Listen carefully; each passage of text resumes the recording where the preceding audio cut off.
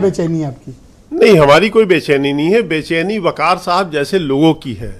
वकार साहब जैसे लोगों? बिल्कुल। ये जो इस्लामिक और लेफ्टिस्ट आइडियोलॉजी के, मैंने इसीलिए कहा था कि पहले आप वकार साहब को बुलवाइए, मैं इनको सुनूं। इन्होंने 2-3 बात रखी है, मैं उस पर जवाब दूंगा, फिर मुझे आप जरा 1 मिनट का समय और एक्स्ट्रा दीजिएगा। बहुत महत्वपूर्ण डिबेट करा रहे हैं, मुद्दा यही फंसा है। और मोहन भागवत जी ने जो जवाब दिया है वो इन्हीं ताकतों का जवाब दिया है, और अब ये डिबेट पूरी खुल के सामने आ गई है।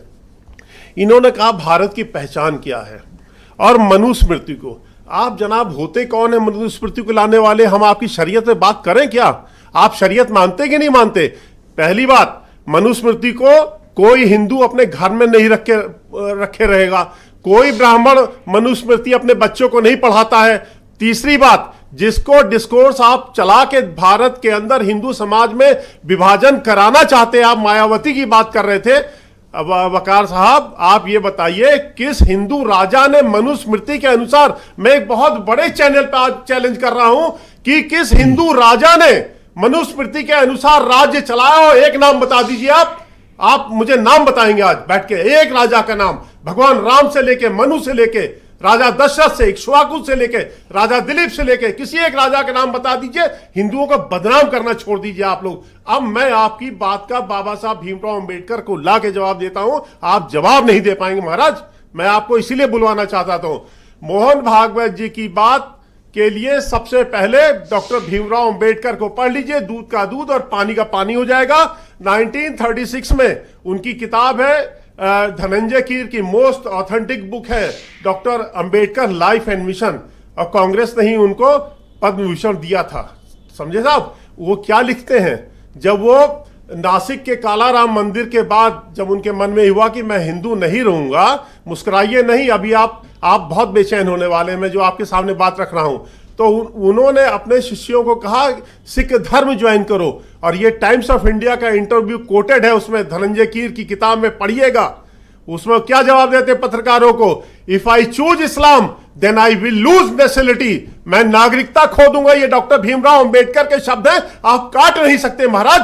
उसके बाद उन्होंने कहा है कि if I choose Sikhism there will be no harm for Hindu culture. सुन लीजिए कान खोल के, डॉक्टर भीमराव अंबेडकर तब भी हिंदू कल्चर, हिंदू संस्कृति की चिंता कर रहे थे कि अगर मैं सिख बनता हूं। और सुनिए, पर वो हिंदुइज्म छोड़ना नहीं, सुन तो लीजिए। देखिए बहुत महत्वपूर्ण, अगर वो इतनी चिंता कर रहे थे तो छोड़ने की बात क्यों कही? ब्रजेश जी मुझे कहना ना सर, एक में जी इंटरेक्टिव डिबेट होनी चाहिए। कह रहा हूं ना, उनके मन में पीड़ा थी, वो भगवान राम का रथ खींचना चाहते थे। हमारे कुछ पूर्वजों की नालायकी के चलते वो राम का रथ नहीं खींच पाए। बिल्कुल, मैं कहूंगा इस बात को, मैं कहूंगा इस बात को। नहीं, बिल्कुल गलती थी उन लोगों की। वो रथ नालायकी तो नहीं कह सकते, नालायकी कहूंगा मैं। हमारे कुछ लोगों की नालायकी को गाली दे रहे हैं। नहीं, कुछ नहीं। अगर मेरा पिता गलत करेगा, सुनिए ब्रजेश जी, अगर मेरा पिता गलत करेगा, गाली दे रहे हैं, बात तो सुन तो लीजिए, गाली दे रहे हैं। अरे बात सुनिए, मेरे पिता अगर, अरे भाई ब्रजेश जी साहब सुनिए, मेरे पिता अगर गलत करेंगे तो मैं गलत बोलूंगा उस बात को। हिंदुओं ने गलत किया। बात तो सुन दे लीजिए, आप हमें रोक क्यों रहे हैं उस बात को? बड़ी महत्वपूर्ण बात। गाली दे, सुन तो लीजिए, गाली नहीं दे रहा, गाली दिया आप गलत। ना नालायक कैसे कहा? अरे आप फिर वही वाले, मेरी बात को नहीं पूरा होने दे रहे। गाली कैसे दिया? नहीं, पूरी बात सुनिए। गाली कैसे दिया? अरे कैसे गाली क्या दे रहे हैं? वो मनुस्मृति गाली दे रहे हैं, आप नहीं बोले। नहीं, आप देखिए, आप अपने पूर्वजों को गाली दे रहे हो। डिरेल मत करिए। अरे अपने पूर्वजों को गाली दोगे?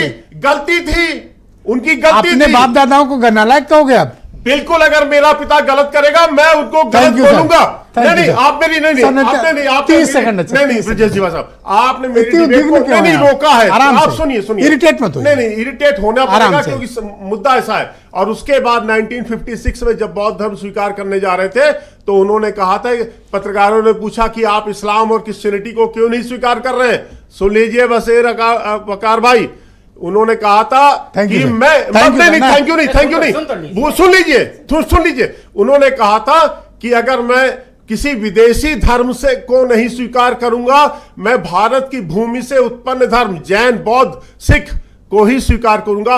ये कह के उन्होंने बौद्ध धर्म स्वीकार करके हिंदू धर्म की रक्षा की है। धन्यवाद सर, धन्यवाद। ये तो गाली दे रहे हैं बाप दादाओं को। अरे आप फिर बात कर रहे हैं? उनसे बात कर रहा नहीं, गलती तो गलती है। मैं मानता हूं गलती की हमारे पूर्वजों ने। हो गया, आपने कह ली अपनी बात, पेशेंस रखिए। नहीं, गाली नहीं दी है। आप मुझे बोलने देंगे? चलिए बोलिए। ये तो गाली दे रहे हैं।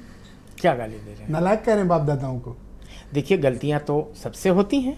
तो नालायक कहेंगे। बहुत से लोगों से हुई है। Okay, thank you sir. ये गाली दिलवा रहे हैं अपने बाप दादाओं को।